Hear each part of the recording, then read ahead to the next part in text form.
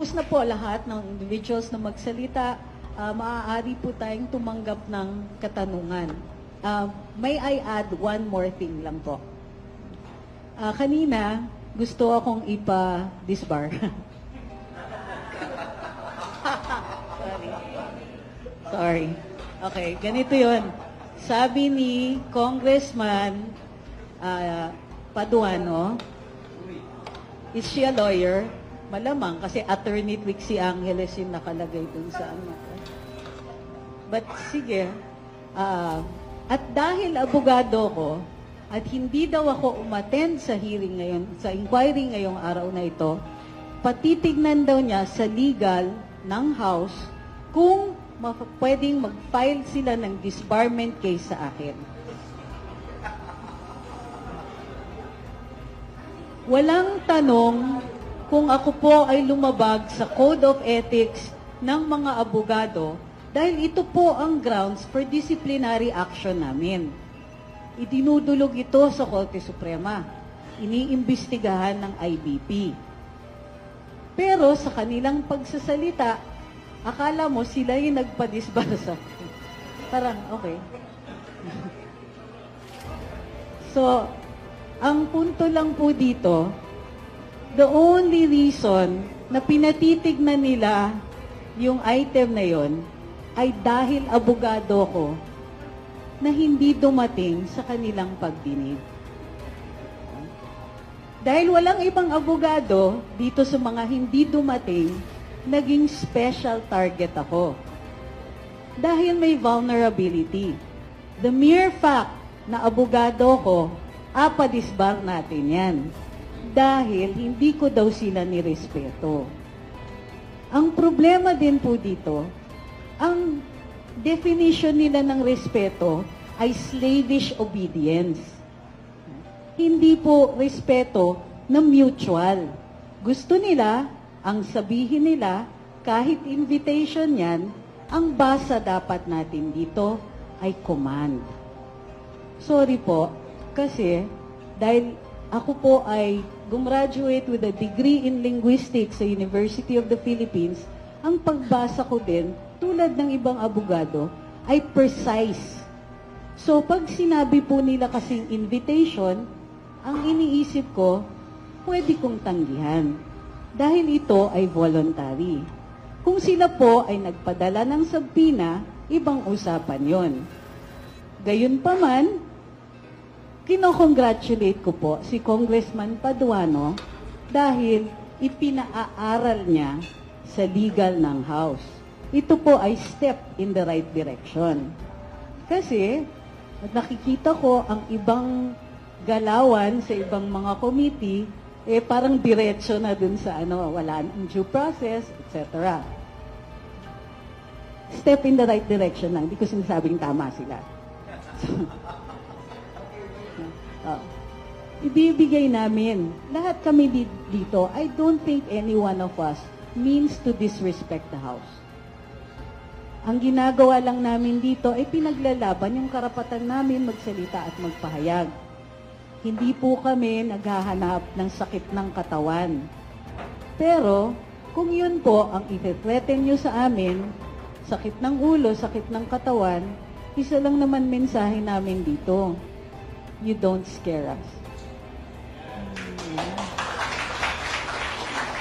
Sa araw-araw ba naman, nung nag-decide kami maglagay ng saloobin sa social media, automatic yun, tinanggap namin, mababash kami.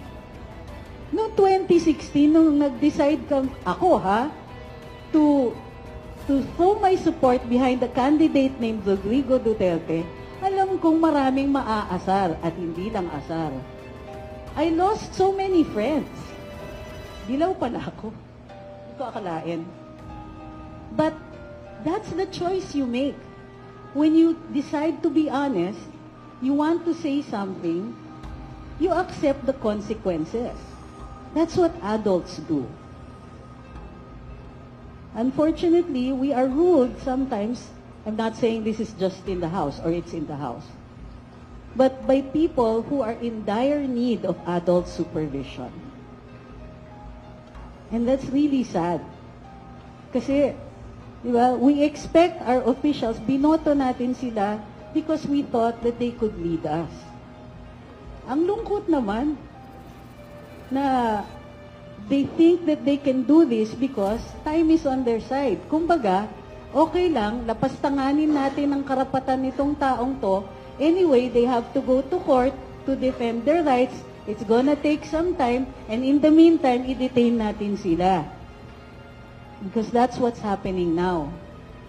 Hindi kami takot. Mas matalino lang kami.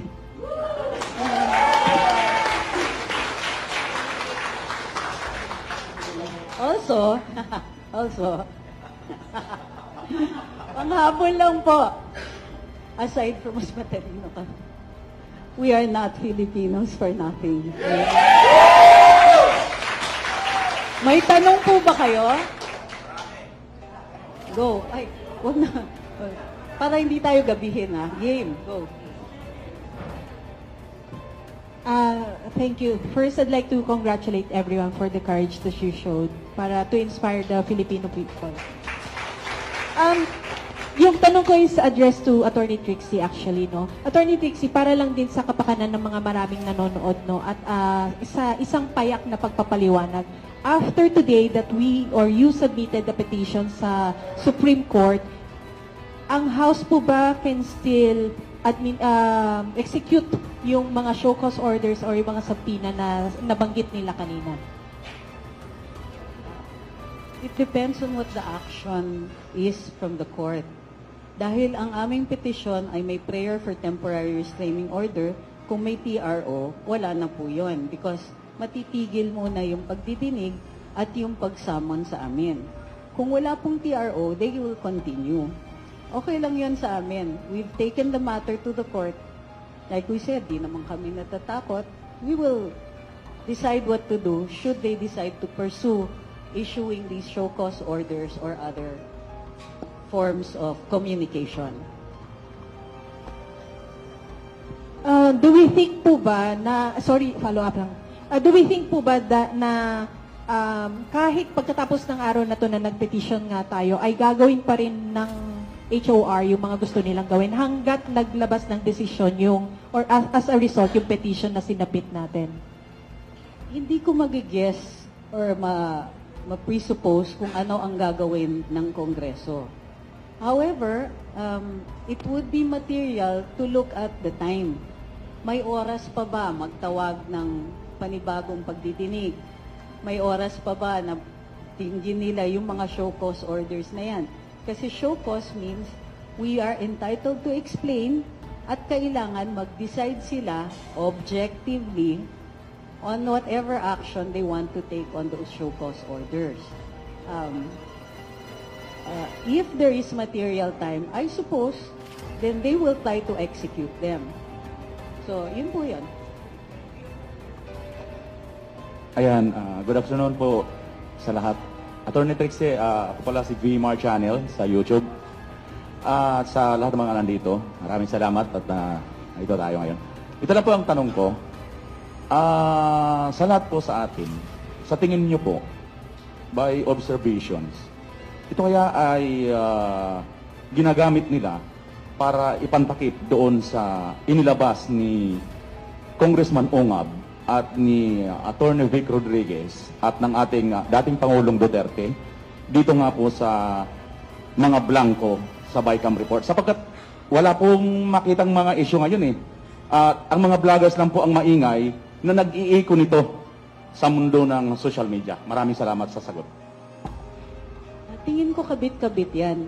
Nag-umpisa yan dahil nagagalit sila doon sa mga reaction namin sa pag-conduct nila ng Quadcom hearings.